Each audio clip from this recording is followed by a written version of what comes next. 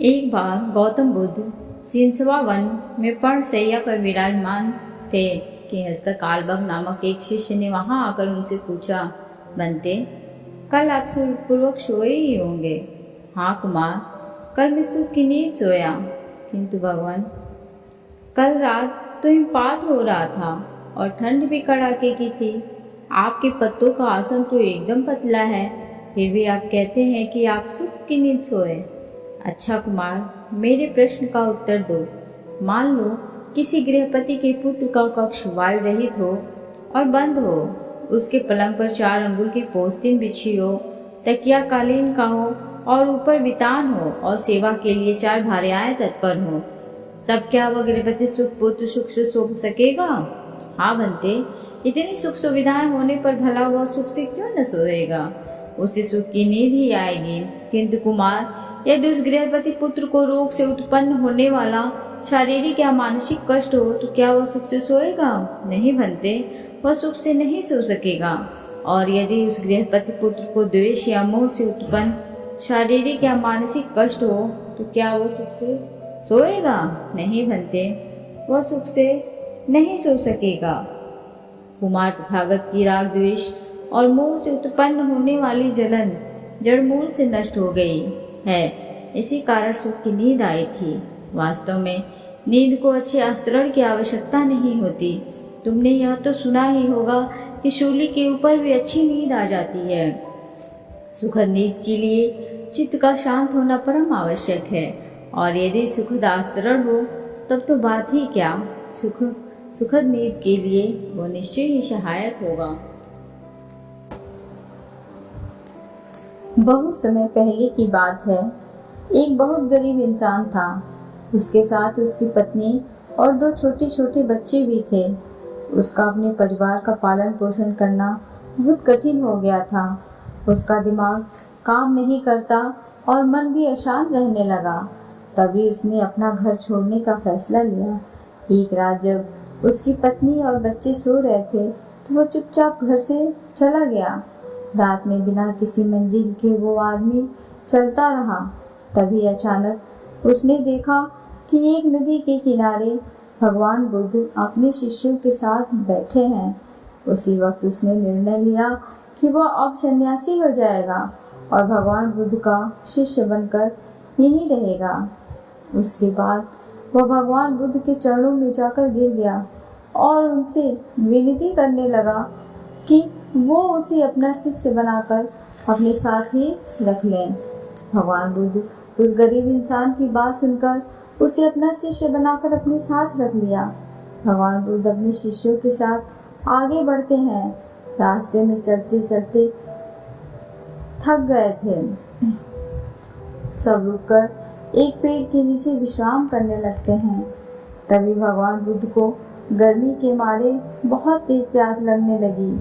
उन्होंने अपने नए शिष्य से कहा, यहाँ पास में ही एक सरोवर है, तुम जाकर वहाँ से पानी ले आओ। भगवान बुद्ध का आदेश मानकर वह सरोवर से पानी लेने चला गया।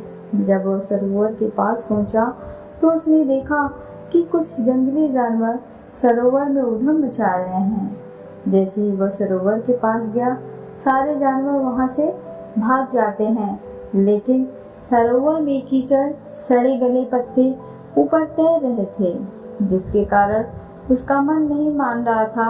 उसने सोचा, इतना गंदा पानी भगवान बुद्ध कैसे पिएंगे? फिर वह बिना पानी लिए ही वापस लौट जाता है और आकर बुद्ध से बोलता है, भगवान, उस सरोवर में तो बहुत ज्यादा गंदा पानी है, वो पीने लायक नहीं है। अपने शिष्य की बात सुनकर भगवान बुद्ध थोड़ी देर चुप होकर बोले, जाओ उसी सरोवर से जाकर पानी लेकर आओ। भगवान बुद्ध का आदेश मानकर वह वापस से सरोवर की तरफ चला गया, लेकिन वह मन में यही सोच रहा था कि भगवान बुद्ध इतने गंदे पानी को कैसे पिएंगे। जैसे ही वह सरोवर के पास पहुंचा, वह ये देखकर चौंक गया कि सरोवर का पानी एकदम निर्मल और स्वच्छ हो गया है और अपने स्वभाव में बह रहा है। उसने पानी लिया और भगवान बुद्ध के पास आते ही उनसे प्रश्न करता है, भगवान, थोड़ी ही देर में सरोवर का पानी इतना साफ कैसे हो गया? फिर बुद्ध ने उसे समझाते हुए कहा, जब जानवर पानी में ऊधम मचाए हुए थे तब सरोवर का कीचड़ उभर आया था, लेकिन कुछ देर शांत रहने पर कीचड़ फिर से नीचे बैठ गया और पानी पहले जैसा निर्मल हो गया। ठीक उसी तरह हमारे मन की स्थिति भी ऐसी ही होती है। जीवन की कठिनाइयाँ और भागदौड़ हमारे मन में उथल पुथल पैदा कर देती हैं, जिसके कारण हम बिना सोचे समझे गलत निर्णय ले लेते हैं। लेकिन कोई भी निर्णय लेने से पहले अगर हम अपने चित्त को शांत रखें और धैर्यपूर्वक बैठकर सोचें तो हमारे मन की वो उथल पुथल भी पानी की कीचड़ की तरह नीचे बैठ जाती है और तब हम जो भी निर्णय लेते हैं वो हमेशा सही होता है। इसलिए बुरे समय में इंसान को अपना धीरज नहीं खोना चाहिए। भगवान बुद्ध की यह बातें सुनकर उसका दिमाग खुल जाता है और जब शांति से बैठकर सोचता है तो उसे अपनी ही गलती नजर आती है। फिर उसे समझ में आता है कि उसने अपना घर छोड़ने का गलत निर्णय लिया था। फिर वह भगवान बुद्ध के चरण स्पर्श करके उनसे आज्ञा लेकर अपने घर की ओर वापस चला जाता है। एक स्त्री थी, उसका एक इकलौता बेटा था। अचानक वह मर गया। वह रोती छटपटाती बिलखती हुई महात्मा बुद्ध के पास उनके चरणों में जाकर गिरकर रोते हुए बोली, महात्मा जी, आप किसी भी तरह से मेरे बेटे को जीवित कर दें।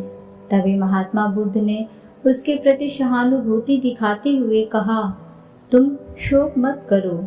बुद्ध ने उस महिला को सत्य से अवगत कराते हुए बोले, मैं तुम्हारे बेटे को अभी जीवित कर दूंगा, लेकिन मेरी एक शर्त है, तुम किसी ऐसे घर से भिक्षा के रूप में कुछ भी ले आओ जहाँ पर कभी भी किसी की मृत्यु न हुई हो।